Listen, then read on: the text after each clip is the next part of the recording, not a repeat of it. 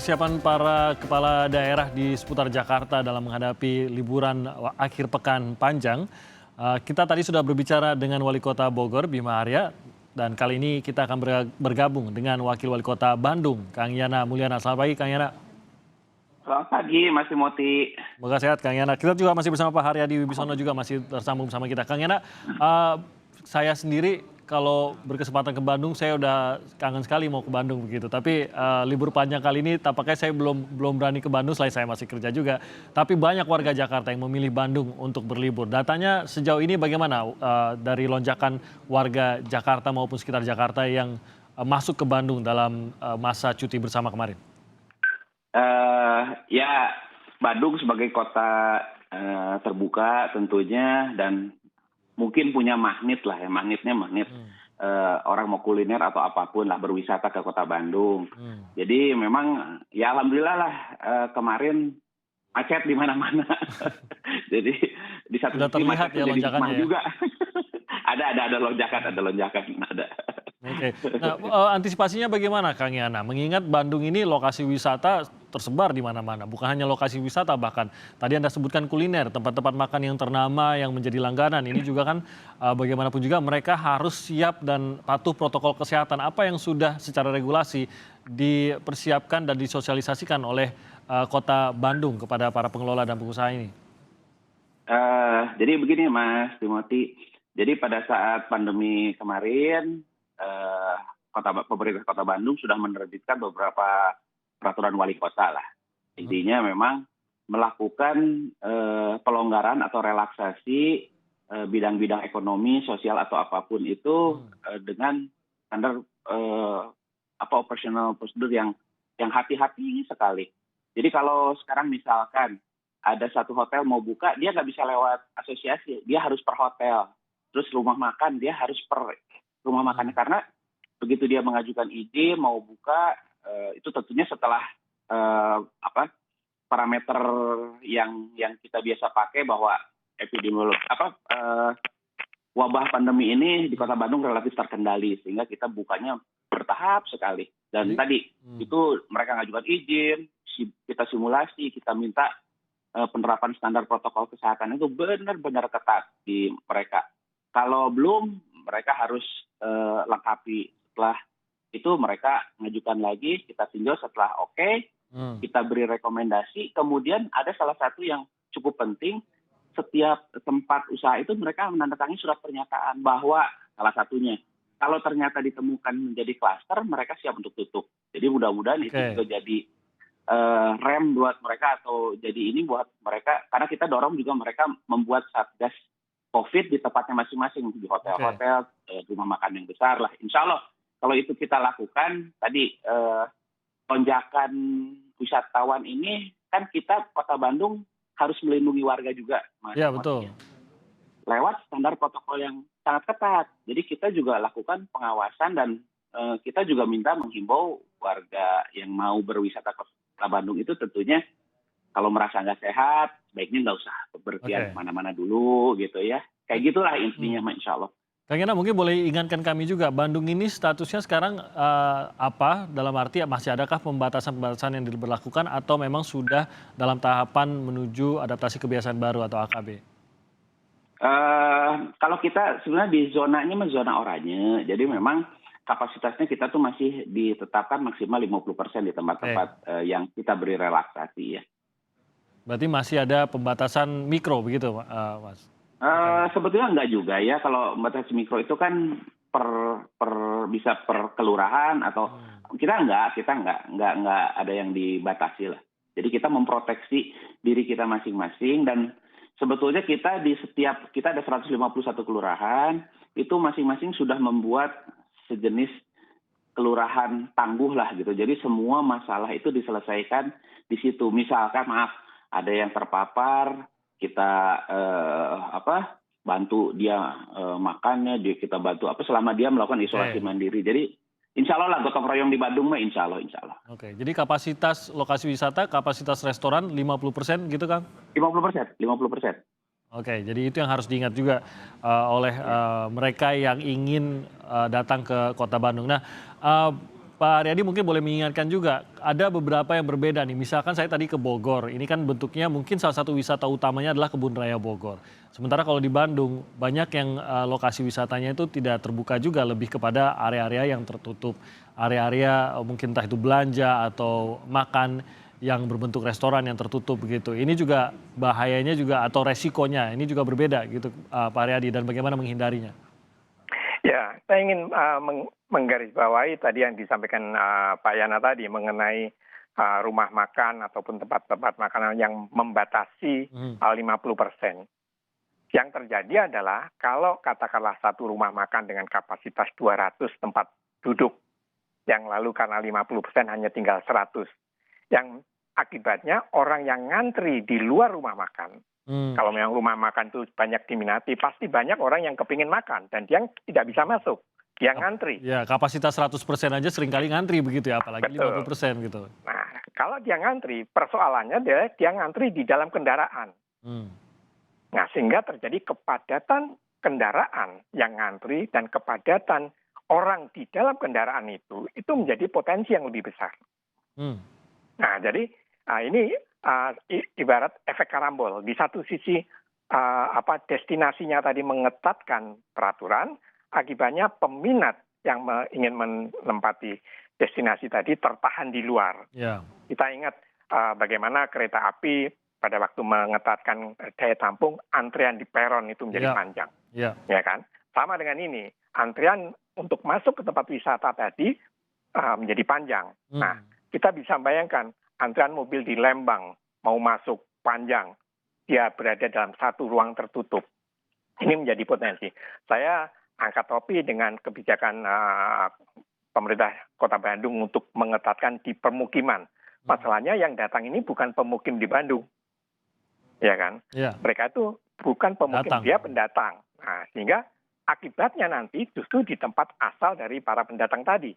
Nah, jadi kalau mungkin tidak akan banyak berpengaruh terhadap penduduk Kota Bandung yang sudah dengan ketatnya tadi ada peraturan dan sebagainya. Bahkan dengan bagus sekali isolasi mandiri, ada supply dari lingkungan. Menurut saya ini adalah sesuatu yang ideal. Oke. Jadi pertanyaan. Ini sesuatu yang menarik Kang Yana, apa yang dikatakan Pak Aryadi tadi, bahwa ternyata resiko terbesar jangan-jangan bukan di dalam contohnya restorannya, tapi justru di area luar. Yang kita tahu ada beberapa restoran dan area wisata di Bandung yang menjadi primadona, yang memang hari biasa pun tanpa COVID pun seringkali orang harus mengantri di luar sambil menunggu. Apakah ini juga sudah ada antisipasi ya Kang Yana?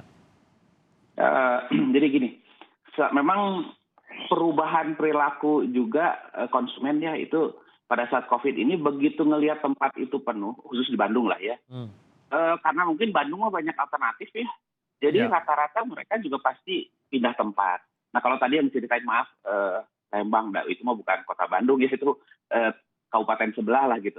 Tapi relatif kalau kita sih nggak ada kerumunan atau antrian di luar tempat-tempat, karena ya tadi alhamdulillah Bandung mah sangat banyak alternatif. Jadi orang misalkan mau ke tempat ngebaso gitu ya, satu tempat favorit penuh, rata-rata perubahan sekarang ya, perubahan orang itu pasti takut kalau ada antrian atau kerumunan, pasti dia pindah cari ke tempat yang alternatif yang lain. Gitu. Ya, karena alternatifnya banyak, alhamdulillah di Bandung mas. Ya, semoga memang begitu ya. Tapi Kang Yana, kalau dari tadi kan Anda menjelaskan bahwa Anda banyak berharap pada pengelola dan pemilik usaha untuk tetap menjalankan protokol. Nah, dari pemerintah kota sendiri, apa yang sudah dipersiapkan? Apakah ada tim pengawas khusus kan untuk melihat dan memantau apakah para pengelola ini menjalankan protokol sesuai dengan standar? Tadi Anda mengatakan bahwa di Bandung banyak alternatif, sama dengan di Bandung banyak yang harus diawasi. Berarti tim yang mengawasi juga harus cukup besar begitu. Bagaimana dari pemerintah kota, Kang Yana?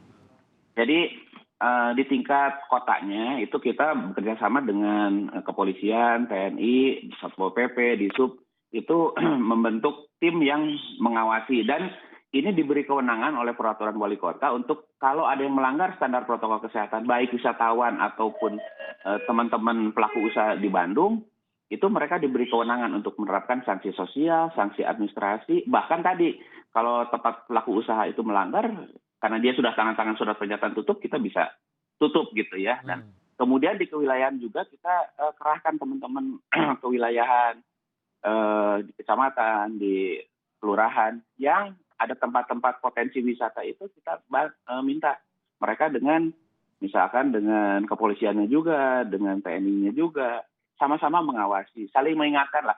Alhamdulillah karakter di Kota Bandung mah warganya kalau diingatkan itu relatif misalkan punten maskernya nggak dipakai ya pasang gitu ya. Jadi baik-baik lah alhamdulillah ya orang di Bandung sehingga tadi berdasarkan parameter yang biasa digunakan lah mungkin Pak Haryadi lebih paham. Kita mah pandeminya dalam kondisi terkendali lah Bandung mah insya Allah. Untuk tenaga kesehatan juga kenapa? Fasilitas maupun tenaga kesehatan juga sudah dipersiapkan kalau ada lonjakan. Gini, tempat tidur yang kita siapkan untuk kesehatan itu selama Juni, Juli, Agustus, September 5 bulan ini nggak pernah lebih dari 50% terisi. Mudah-mudahan sih jangan terisi ya. Jadi memang angkanya di 40%, 30% tempat tidur yang terisi. Sekali lagi maaf jangan sampai terisi ya. Tapi berarti memang harus siap mudah-mudahan. Ya, menunjukkan mudah-mudahan ini karena tadi relatif terkendali lah insya Allah. Oke, Pak Haryadi, apa yang perlu diingat oleh masyarakat yang tampaknya masih akan ada nih gelombang yang berangkat entah hari ini dan besok untuk menjalani atau berlibur di masa akhir pekan panjang. Yang benar-benar harus diingat bagaimana Pak Haryadi kalau memang memilih untuk tetap berpergian di masa ini? Ya, saya kembali seperti pernyataan saya tadi, karena ini merupakan pilihan dari yang bersangkutan untuk melakukan perjalanan, maka tentunya harus mengantisipasi kondisi yang dihadapi. Kalau tadi Kang Yana tadi mengatakan kalau mau turun ke restoran atau ke factory outlet ternyata sudah penuh, maka dia pindah. Tapi tidak bisa kita pungkiri bahwa tadi seperti Kang Timothy bilang, di luar keadaan pandemi, Bandung itu pada akhir pekan itu selalu macet. Ya kan, apalagi sekarang. Nah, sekarang kemacetan ini kalau tidak segera diurai, maka orang akan berada dalam kendaraan tertutup dalam waktu yang relatif lebih lama dibanding sebelumnya. Jadi, risiko di dalam kendaraan itu harus diantisipasi. Betulkah 50% kapasiti? Betulkah mereka itu orang serumah? Kalau dalam kendaraan itu orang dari berbagai pertemanan, beberapa keluarga masuk dalam rumah, maka penularan di dalam mobil itu menjadi semakin meningkat. Ini yang harus menjadi pemikiran kita semua. Oke, itu catatannya. Kang Yana, himbauan Anda bagi warga yang mungkin akan menuju ke Bandung maupun bagi warga Bandung itu sendiri dalam menyambut akhir pekan panjang ini. Ya, jadi pertama tadi untuk teman-teman di Kota Bandung, pelaku usaha atau siapapun, mari kita membentengi diri kita sendiri dengan menerapkan standar protokol kesehatan yang sangat ketat. Nah, untuk bagi warga di luar Kota Bandung yang ingin ke Bandung tadi saya sudah sampaikan kalau memang kondisinya kurang sehat udah di rumah aja. Kemudian kalaupun mau datang ke Bandung misalkan tadi saya sepakat dengan Pak Haryadi kalau mau pergi satu keluarga atau satu itu dengan satu kendaraan entah itu sewa pribadi enggak lah terserah ya sehingga tadi relatif merasa aman lah maksudnya ini satu keluarga kenal semua ini. Nah, yang kemudian patuhi protokol kesehatan di tempat tujuan. Jadi kalau nanti tidak patuh ya resikonya karena kita punya peraturan yang bisa diterapkan sanksi kepada siapapun gitu ya. Jadi saya pikir itulah mari kita jaga diri kita sendiri dan kita juga menjaga tamu kita juga gitu. Kalau itu dilakukan mah insya Allah harusnya mah sehat semualah kita insya Allah. Setuju. Semoga tidak menjadi salah satu penyebaran lagi nih libur panjang kali ini. Kang Yana jemput bakso aja saya udah kebayang bakso di mana itu yang dimaksud Kang Yana yang ngantri-ngantri daerah Cihapit kalau nggak salah itu ya Kang Yana. Salah satunya lah paling tidak. Banyak ya. Banyak ada di Lodaya, di Cihapit. Kang Yana Mulyana, Wakil Wali Kota Bandung, terima kasih banyak atas waktunya dan juga Pak Haryadi juga terima kasih atas waktunya pagi hari ini Ketua Perhimpunan Ahli Epidemiologi Indonesia dan semoga imbauan dari Pak Haryadi, Kang Yana dan juga dari Kang Bima tadi bisa menjadi acuan juga bagi masyarakat yang berencana untuk berlibur. Tetap jaga protokol kesehatan, tetap lindungi keluarga dengan ketat disiplin protokol kesehatan. Sekali lagi terima kasih Kang Yana, Pak Haryadi dan juga Kang Bima tadi. Assalamualaikum warahmatullahi wabarakatuh. Waalaikumsalam warahmatullahi wabarakatuh. Terima kasih semuanya. Terima kasih Pak Haryadi, Mas Timothy. Kita akan